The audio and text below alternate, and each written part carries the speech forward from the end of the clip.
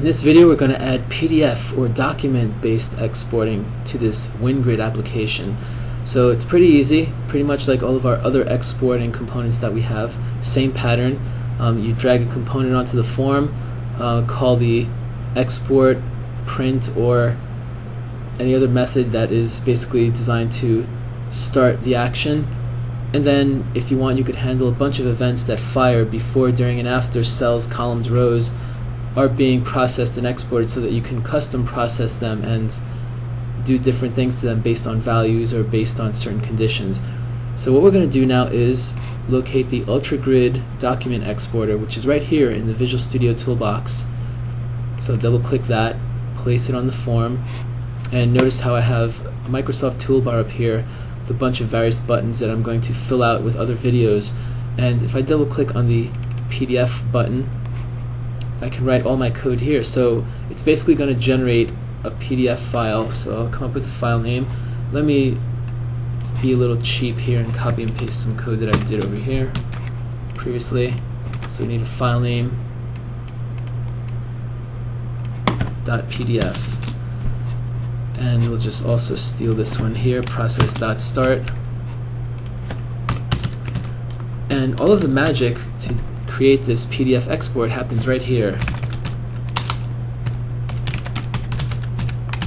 So the document exporter dot export,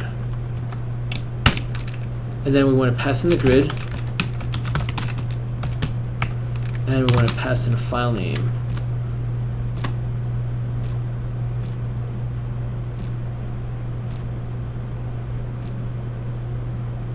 This one right here. And then we want to also specify the file format that we want to export. You want PDF or XPS.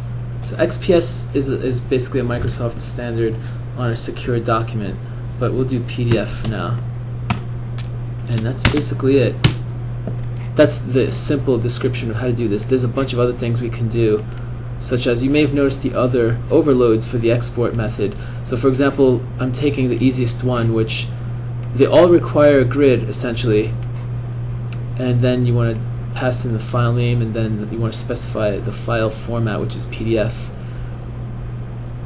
You could also pass in a section. So if you want to use the overload that accepts a section, you know what you can do? You can create essentially a report object in memory. So you instantiate a report, which is essentially what the PDF document is in the APIs. It's a report with sections, with text, with images, with canvases, and many other types of objects that you can use to create very rich documents. You can create your own document and then add a section, and then you could export one grid into that one section right here. Then you could export another grid in another section of the document. So that's how it works. You can create a really multi-leveled, very rich document with data from many types of grids, as well as mixed and matched with your other data from other places. So you can get really fancy with this. It's really fun to work with. So saying that, let's just fire this off and see what it looks like. I have my grid, and I click on the PDF button. It's basically going to flip through the records, generate a PDF file on my hard disk, and then pop it up.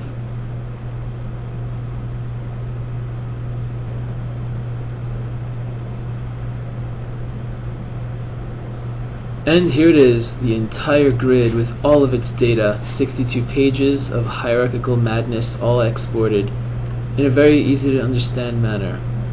So as you see right here, lots of data. This is great though. You can just easily add this functionality, and I can zoom in really deep on this.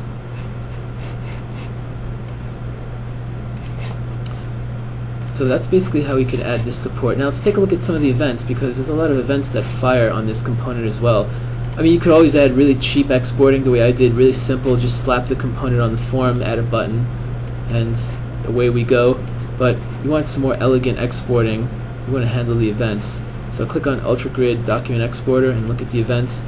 Again, you have begin export, export started, cell exported and exporting, end export. All these are various types of events that you should handle in order to stop something from exporting, or after it's exported you want to process the value and let's say you want to format it conditionally, like with certain colors and fonts or sizes or whatever you want, certain outlines. You may want to insert images into the objects. So let's say if I were to, let's see, which one should I handle? Let's handle the exported events. So we have the E dot, grid column, and the report cell. So iGrid cell. So iGrid cell, that's basically one of the objects within our PDF library. So you can add various objects to that too, like you can add other stuff, like you add image, add a list. So many things you could do with this. Set backgrounds, borders, height, paddings, and you could work your way up to the parent as well. So you could find out, you could work your way up to the table objects. In this specific context, this is basically a row, then you could work to the table. So you could go up the hierarchy, climb it up, and do other things too. But again, it's very flexible APIs. I like the way this was designed, and I've used this many times. And you could create any type of document. And it doesn't have to be just a blind dump of the grid like I did in this sample. It could be very complex. You could throw charts in here.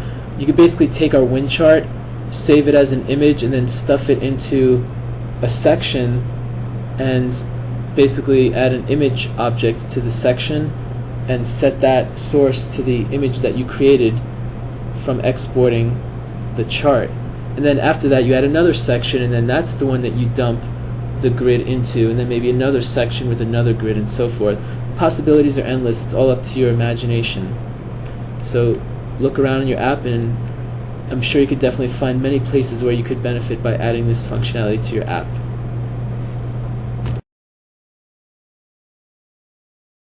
Infragistics. On the web at infragistics.com.